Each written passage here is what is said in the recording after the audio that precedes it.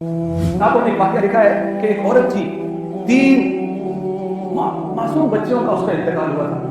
वाक़या ये है कि वो औरत काबे का तवाफ कर रही थी और तवाफ करते करते कह रही है, अल्लाह मैं तुझसे इस हाल में भी राजी, अल्लाह मैं तुझसे इस हाल में भी राजी, अल्लाह मैं तुझसे इस हाल में भी राजी।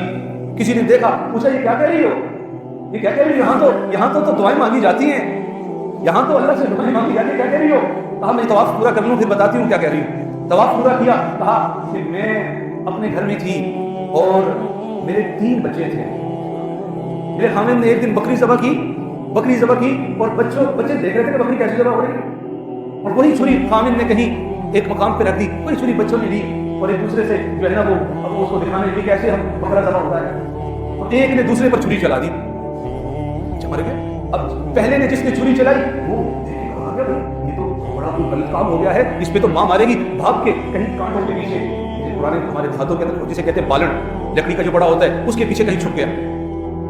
अल्लाह की शान, माँ जो है वो बच्चे की आवाज़ सुन के कमरे में आती है, देखती है बच्चा मुर्दार पड़ा है, उसी गम में है, अफसोस में, तकलीफ में, और सोचती है वो मेरा दूसरा बेटा काम गया जिसने छुरी चलाई।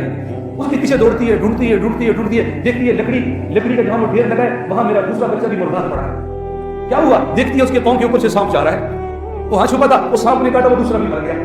अब दौड़ती है, तीसरा था, कहाँ है? तीसरे की तरफ जाती है, वो चूंकि रोटियां लगा रही होती है ना तंदूर में, रोटियां लगा, तो बच्चे को साथ बिठाया होता है, अब वो घबराहट में गई होती है, बच्चे को उठाती नहीं है, वो तीसरा बच्चा तंदूर के अंदर गिर जाता है।